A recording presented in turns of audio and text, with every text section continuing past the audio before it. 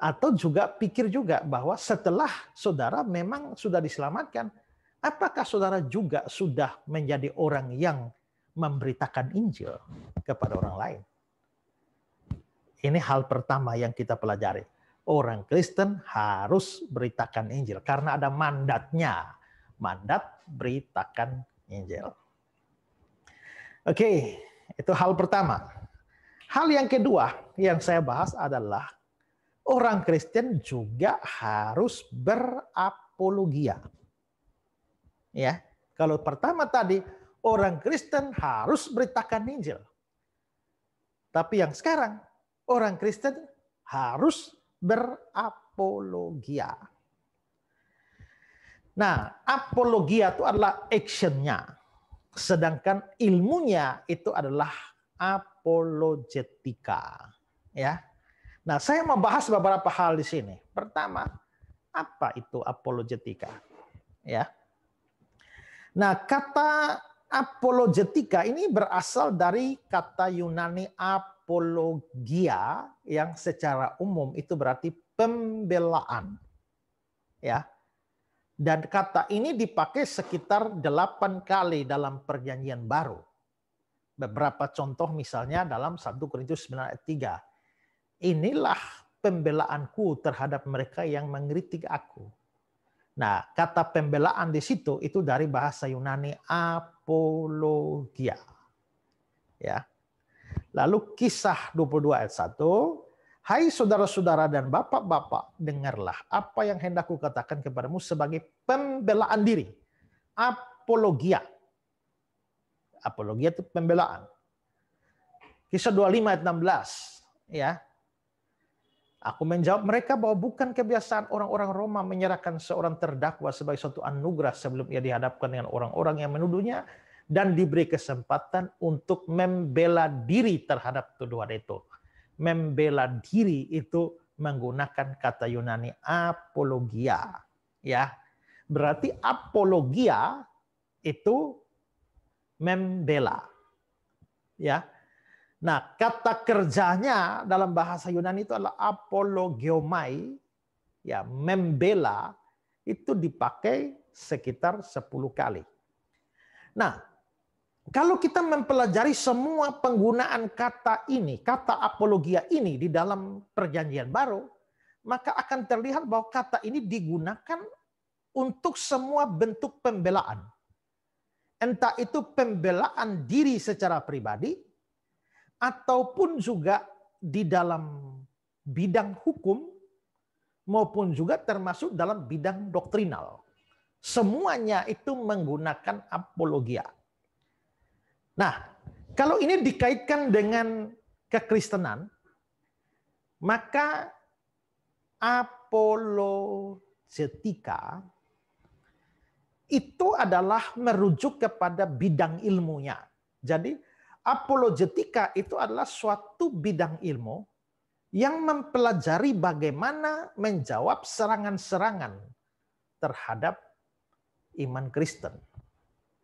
Itu apologetika. John Frame bilang begini, apologetika Kristen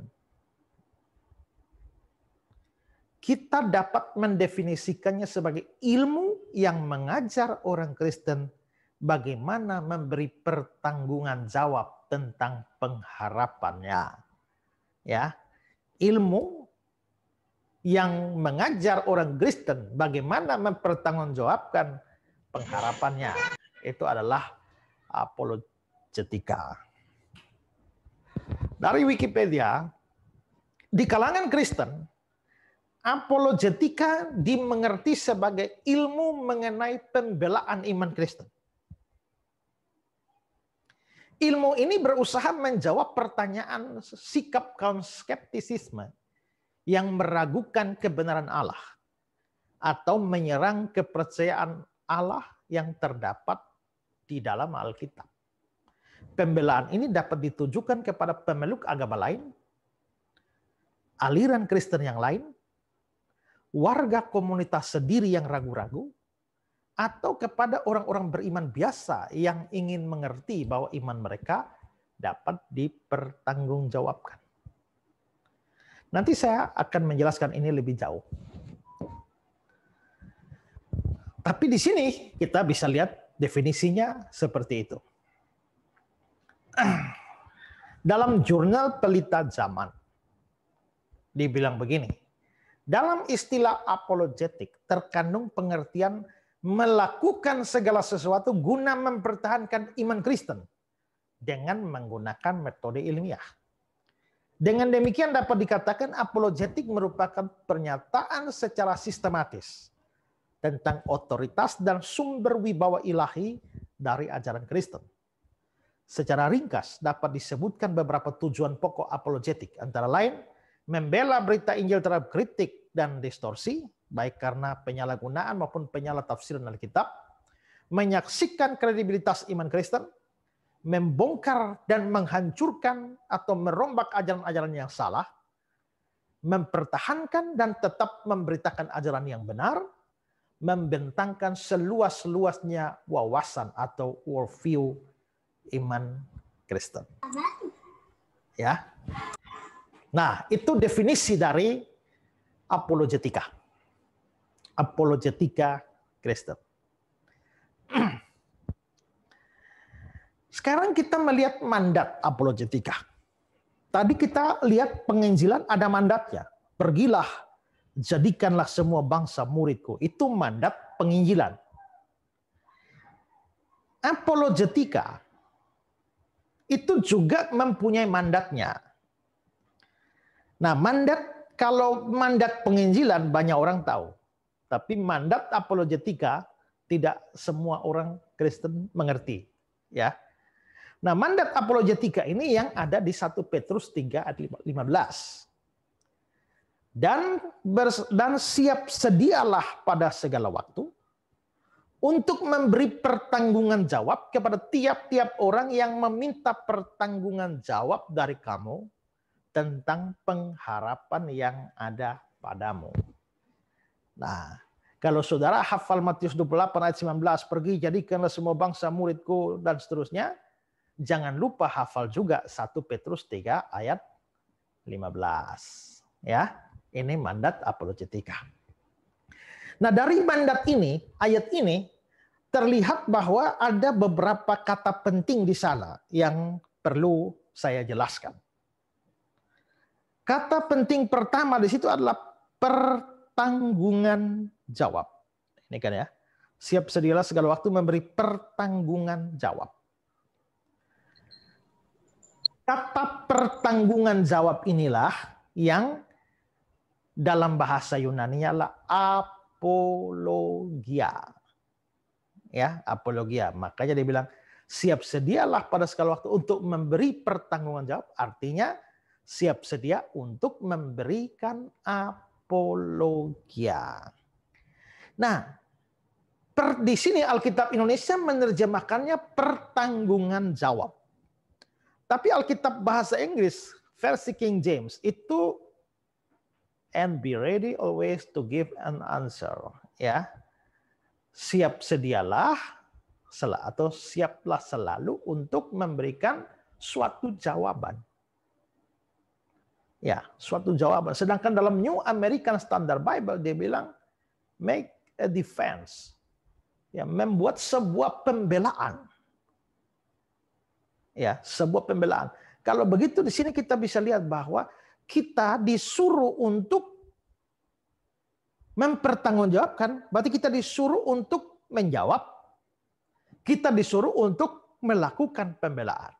Berarti kita, kalau ada orang bertanya tentang iman kita, kita harus bisa jawab. Kalau ada orang mempertanyakan, maka kita, atau ada orang menyerang, maka kita harus siap untuk membuat sebuah pembelaan.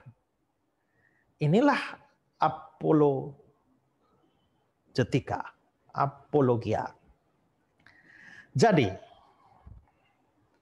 kalau misalnya ada orang yang menyerang iman Kristen,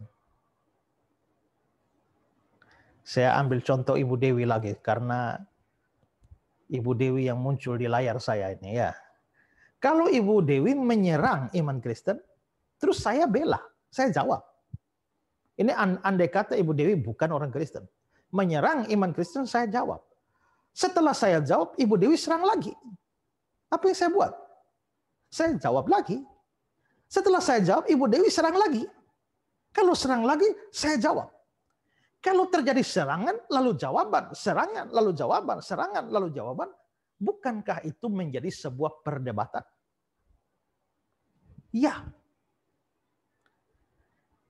Maka kadang-kadang apologia itu membawa kita pada sebuah perdebatan teologis. Berapologia tak selamanya terjadi perdebatan. Ya. Tapi juga bukan mustahil bisa terjadi perdebatan. Karena itu kita tidak boleh punya spirit selalu segala sesuatu ingin didebatkan, tapi juga tidak boleh anti pada perdebatan. Tidak boleh doyan debat, tapi tidak boleh anti debat. Karena berapologia itu bisa dilakukan dengan berbagai macam cara, tapi kadang-kadang memang tidak bisa dihindari kalau terjadi sebuah perdebatan. Nah, seringkali ada banyak orang Kristen yang anti terhadap perdebatan dan merasa bahwa berdebat soal agama, soal kepercayaan, soal iman itu adalah sesuatu yang melawan firman Tuhan. Tapi itu salah. Karena fakta kitab suci menunjukkan bahwa sejumlah tokoh Alkitab itu juga terlibat dalam perdebatan-perdebatan. Yesus pun banyak berdebat dengan ahli-ahli Taurat. Orang Farisi, orang Saduki. Rasul Paulus juga begitu. Dalam Kisah Para Rasul 9 ayat 29. Dia, Paulus, juga berbicara dan bersoal jawab dengan orang-orang Yahudi yang berbahasa Yunani. Nah, kata-kata bersoal jawab ini dalam terjemahan BIS, bahasa Indonesia sehari-hari, itu diterjemahkan berdebat. Jadi, Paulus berdebat dengan orang-orang Yahudi. Ya. Lalu kisah 15 ayat yang kedua. Tetapi Paulus dan Barnabas dengan keras melawan dan membantah pendapat mereka. Kalau melawan, membantah, ya itu berarti secara implisit itu artinya perdebatan. Ya. Juga kisah 17 ayat 18. Beberapa ahli pikir dari golongan Epikuros dan Stoa bersoal jawab dengan dia. Berdebat dengan dia. Jadi kita bisa lihat bahwa Paulus berkali-kali terlibat di dalam perdebatan. Maka berdebat itu tidak selamanya adalah dosa. Ya. Stefanus pun pernah melakukan hal yang sama. Kisah 6 ayat 9-10. Tapi tampillah beberapa orang dari jemaat Yahudi yang disebut jemaat orang Libertini. Orang-orang itu bersoal jawab, berdebat dengan Stefanus. Tapi mereka tidak sanggup melawan hikmatnya dan roh yang mendorong dia bicara. Saudara perhatikan ya, ayat 9 itu bilang apa? Stefanusnya berdebat. Ayat 10-nya, roh yang mendorong dia bicara. Berarti Roh Kudus yang mendorong Stefanus bicara dalam perdebatan itu. Kalau perdebatan itu dosa, kenapa Roh Kudus bisa dorong Stefanus sampai bicara? Bahwa Roh Kudus sampai mendorong Stefanus bicara dalam perdebatan. Itu berarti bahwa perdebatan pun itu bisa didukung oleh Roh Kudus. Ya. Atau bahkan didorong oleh Roh Kudus. Orang lain juga yang terlibat dalam perdebatan teologia itu Apolos. Kisah 18 ayat 28. Sebab dengan tak jemu-jemunya dia membantah orang Yahudi di muka umum. Dalam terjemahan Indonesia sehari-hari bilang perdebatan di depan umum. dan membuktikan dari kitab suci bahwa Yesus adalah Mesias. Ini Apolos bukan cuma debat, tapi debat di muka umum, perdebatan terbuka. Ya, perdebatan terbuka. Nah, berarti memang ada mandat apologetika. Orang Kristen harus mempertanggungjawabkan imannya, memberikan jawaban atau pembelaan terhadap imannya. Dan itu bisa saja, tidak harus melibatkan sebuah perdebatan. Nah, dalam mandat apologetika tadi ada frase lain, yaitu siap sedialah pada segala waktu. Perhatikan ya, ini perintah. Siap sedialah. Kalau tadi dalam penginjilan juga perintah, pergilah. Kalau tidak pergi, dosa. Suruh menginjil. Kalau tidak menginjil, berdosa. Sekarang, suruh siap sedialah untuk memberi pertanggungjawaban. Kalau kita tidak siap sedia, ini perintah loh. Kalau kita tidak siap sedia, maka sebenarnya itu merupakan dosa. Ya. Juga perhatikan bahwa 1 Petrus 3:15 mandat apologetika ini tidak hanya diberikan kepada teolog, tidak hanya diberikan kepada pendeta atau penginjil atau guru Injil, tidak. Tapi itu diberikan kepada semua orang Kristen. Berarti semua orang Kristen sama seperti penginjilan itu diperintahkan kepada semua orang Kristen. Berapologia itu juga perintah yang diberikan kepada setiap orang Kristen. Maka semua hamba Tuhan, pendeta, penginjil, guru Injil, guru sekolah minggu, diaken, penatua, apapun jemaat biasa harusnya siap sedia memberikan jawaban atau pembelaan. Jadi pada saat agama atau iman atau kepercayaan kita diserang, kita tidak boleh lari. Ya, juga tidak boleh jadi marah atau mendiamkannya saja. Tapi harus memberi jawab. Saksi Yehova itu adalah aliran sesat yang paling gigih di dalam memberitakan Injil mereka. Mereka dengan sangat berani datang ke rumah orang-orang Kristen. Makanya Insinyur Herlianto dari Bandung menulis sebuah buku, Saksi-saksi Yehuwa, tamu tak diundang yang rajin berkunjung ke rumah Anda.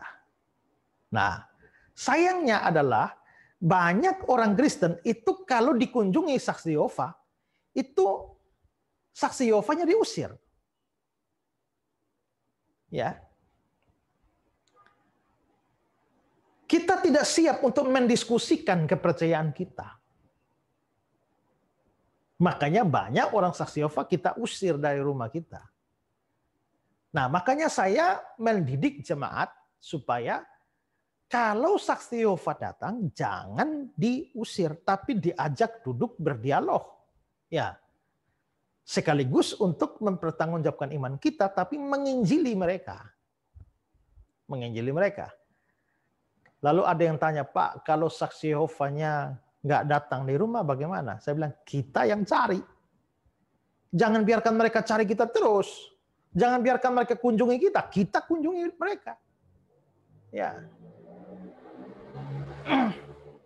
Satu kali saya olahraga sore di taman kota, ya. Lalu saya lihat ada anak cewek masih sangat muda berdiri di sebelah sebuah stand book di mana ada buku-buku di sana dan dia membagi-bagi buku dan brosur gratis. Lalu saya mendekatinya, saya lihat, oh ini buku-buku, majalah-majalahnya Saksi Yehova. Nah, setelah itu saya tanya kepada dia, adik, Kenapa kamu bagi-bagi buku di sini? Lalu dia bilang pada saya, bolehkah saya menjawab pakai ayat Alkitab? Wah, saya bilang silakan. Silakan. Lalu dia mulai membuka Matius pasal 24 ayat sekian. Sebab Injil kerajaan ini akan diberitakan ke seluruh bumi dan setelah itu tibalah kesudahannya. Menurut ayat ini Pak, Injil harus diberitakan baru tibalah kesudahannya. Jadi saya ada di sini untuk beritakan Injil. Wow, luar biasa. Lalu saya tanya, memangnya Injil itu apa, Dek? Lalu dia bilang, Injil itu adalah kabar baik. Oh ya, Injil itu adalah kabar baik. Oke, kamu saksi Yehova, saya ini Kristen. Ya, kamu saksi Yehova.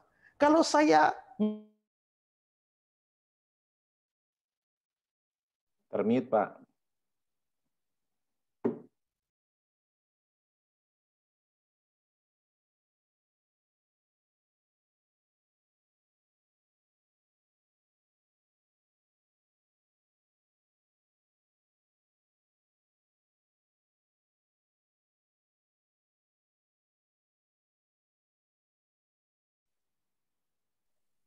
Termute lagi, Kena Pak. mute, Pak.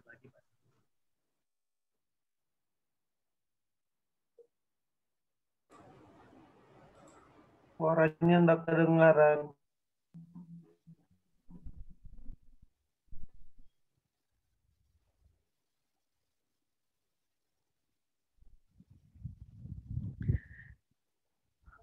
sampai mana sudah ya? Kamu saksi Yehova itu kan.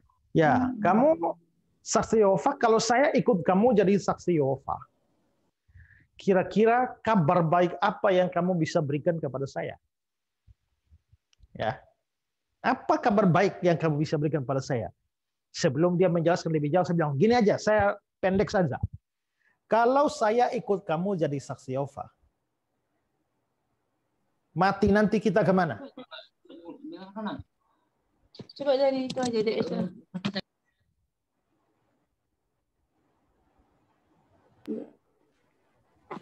Ada.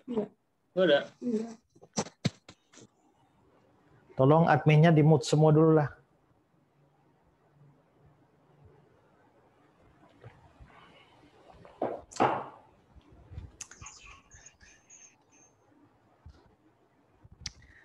Kalau saya ikut kamu jadi saksi Yehova, kita mati kemana?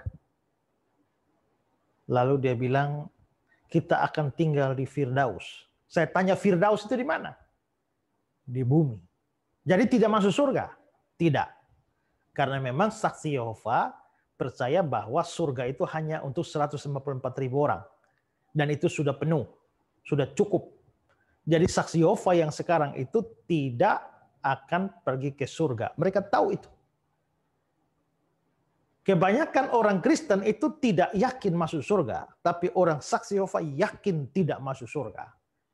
Ya, yang banyak orang Kristen tidak yakin, tapi orang saksi Yehova yakin tidak. Ya.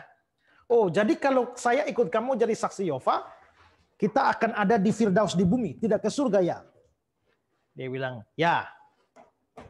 Lalu saya bilang begini, kalau kabar baik dari kamu adalah kita akan tinggal di bumi. Lalu saya bilang begini, kalau kamu ikut saya kasih kabar baiknya. Kabar baiknya adalah bahwa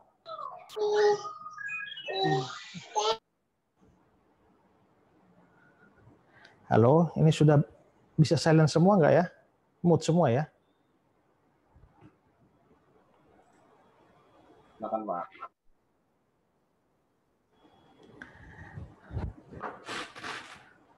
Kalau kamu ikut saya, maka saya percaya bahwa di rumah Bapakku ada banyak tempat tinggal. Artinya itu cukup bagi semua orang. Waduh. Ini konsentrasi saya terganggu kalau begini terus ini.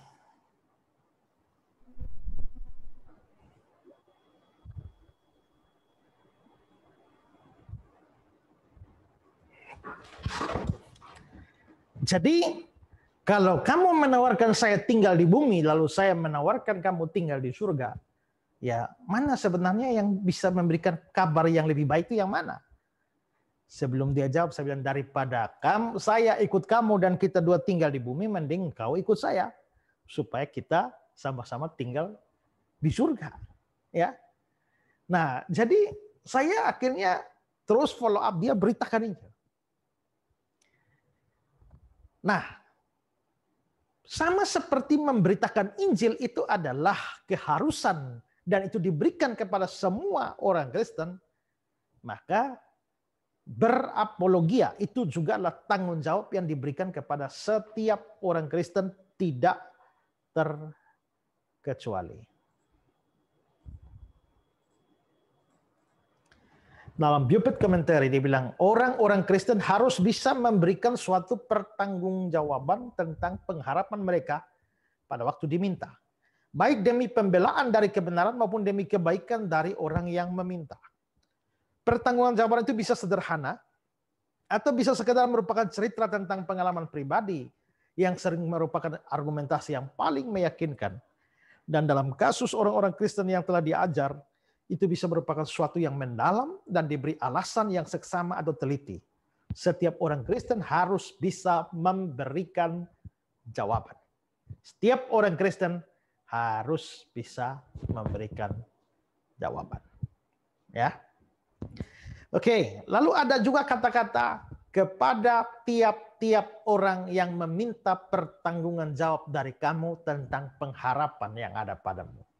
Di situ ada kata pengharapan. Pengharapan itu menuju pada iman kita. Jadi memberi jawab tentang pengharapan yang ada padamu artinya iman kita. Lalu di situ ada kata tiap-tiap orang. Kita harus memberikan pertanggungjawab pada tiap-tiap orang. Tapi tiap-tiap orang di sini tidak berlaku mutlak. Karena ada orang-orang tertentu yang memang kita tidak perlu jawab. Kenapa? Karena Yesus juga bilang, jangan berikan barang yang kudus kepada anjing, jangan melemparkan mutiara kepada babi. Ya. Berarti ada jenis-jenis orang yang dianggap seperti anjing atau babi yang bukan menghargai kebenaran tapi hanya mengejek-ejek kebenaran. Yang model seperti itu tidak perlu kita beri jawab. Amsal 26 ayat 45, jangan menjawab orang bebal menurut kebodohan. Tapi ayat 5, jawablah orang bebal menurut kebodohannya. Ini tidak bertentangan.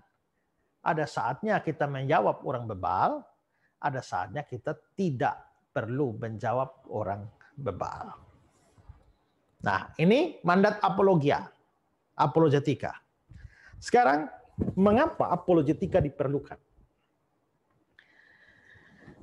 Nah, kalau kita melihat kepada mandat apologetika tadi, ada kata-kata orang yang meminta pertanggungan jawab dari kamu tentang pengharapan yang ada padamu.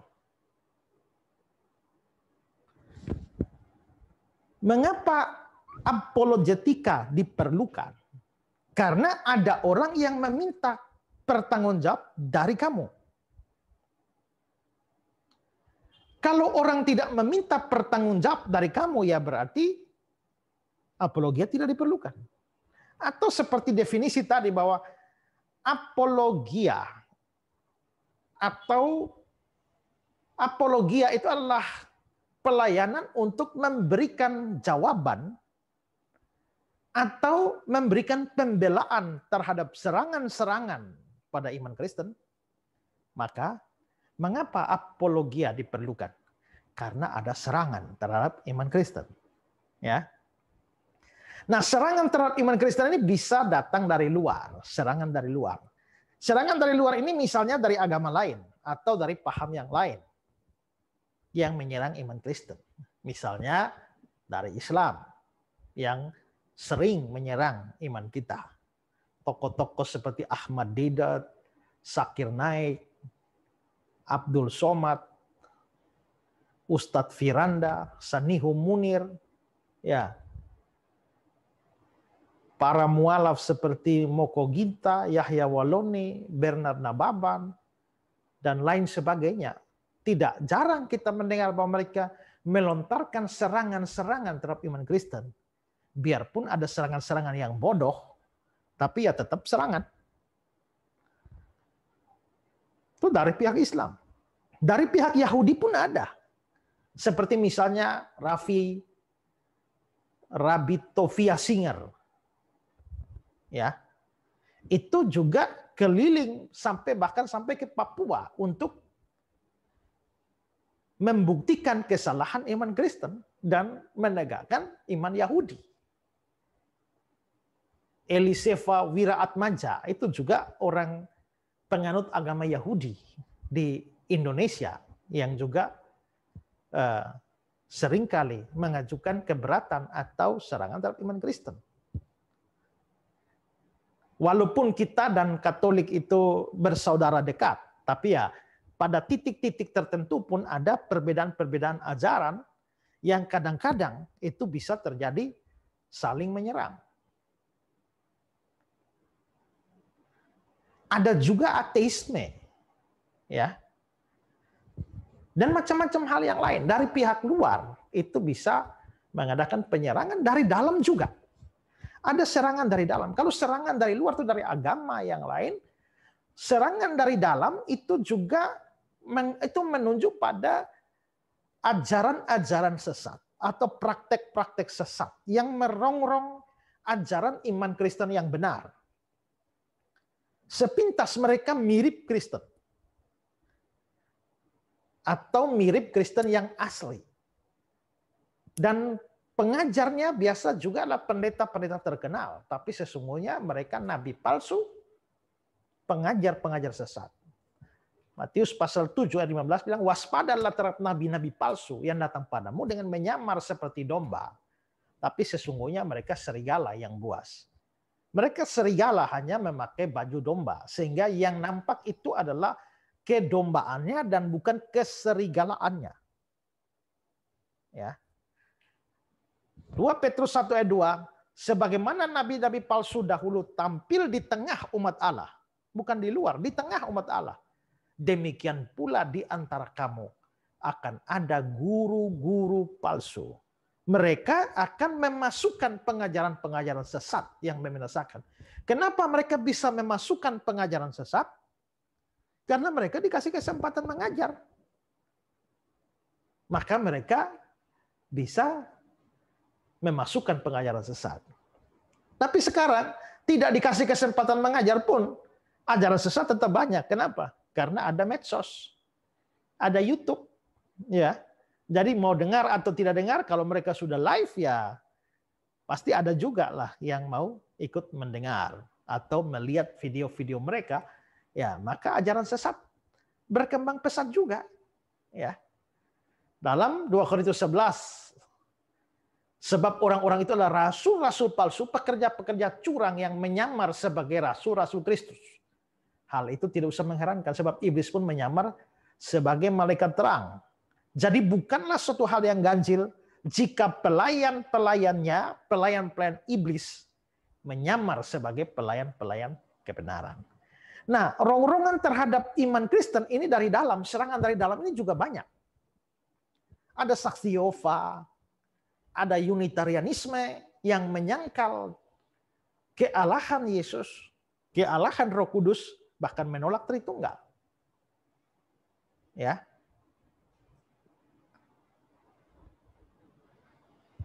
Itu bertebaran cukup banyak di medsos, di YouTube. Belum lagi guru-guru terkenal, ya seperti Erastus Sabdono yang percaya adalah ada Major God and Minor God, Allah mayor dan Allah minor. Belum lagi ada Sabellianismenya Joshua Teo, Paul Sang yang lagi kasus sekarang. Belum lagi liberalisme. Orang-orang seperti Yohanes Rahmat, ya. Juga yang juga baru saya tanggapi beberapa hari ini, ya. Tapi sudah berkembang cukup pesat untuk gereja Tuhan yang Maha Kuasa. Belum lagi paham pluralisme yang percaya ada keselamatan dalam setiap agama. Inklusivisme yang percaya juga bahwa Kristus pun menyelamatkan orang-orang di dalam agama masing-masing. Ya. Belum lagi ada tokoh-tokoh yang terkenal, Benny Hinn, yang percaya bahwa Allah itu ada 9 pribadi.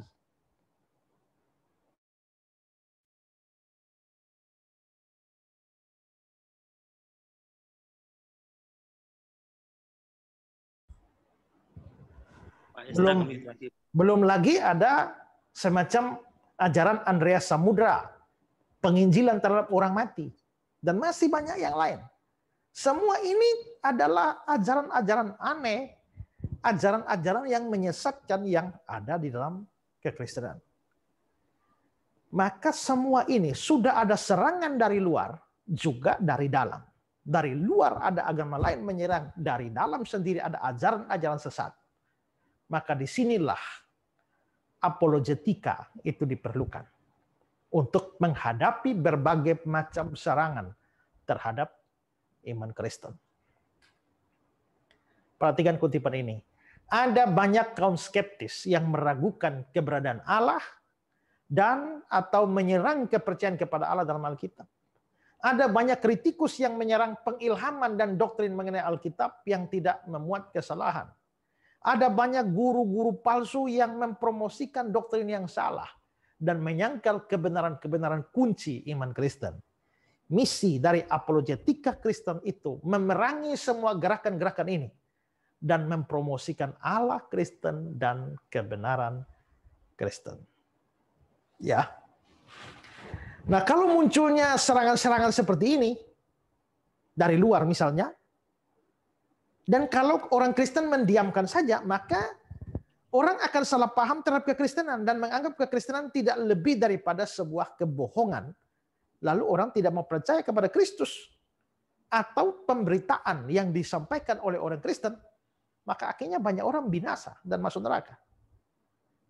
Juga, kalau kita diam terhadap penyesatan-penyesatan, ajaran-ajaran sesat, maka kekristenan yang benar itu akan dikuasai oleh ajaran yang sesat, praktek-praktek yang sesat. Sehingga kebenaran yang sesungguhnya menjadi hilang dari dalam gereja. Diganti dengan kesesatan. Nah, kalau kita tidak mau itu terjadi, maka kita harus bisa berapologia. Dan untuk bisa berapologia, kita perlu belajar apologetik. Ya, ilmu tentang bagaimana membela iman Kristen. Ya. Nah, tentu saja kalau kita belajar, tadi kan saya bicara tentang penginjilan, teologi penginjilan, ringkasnya begitu.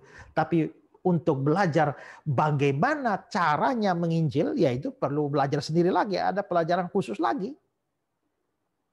Saya hanya menyampaikan tadi kita harus beritakan Injil.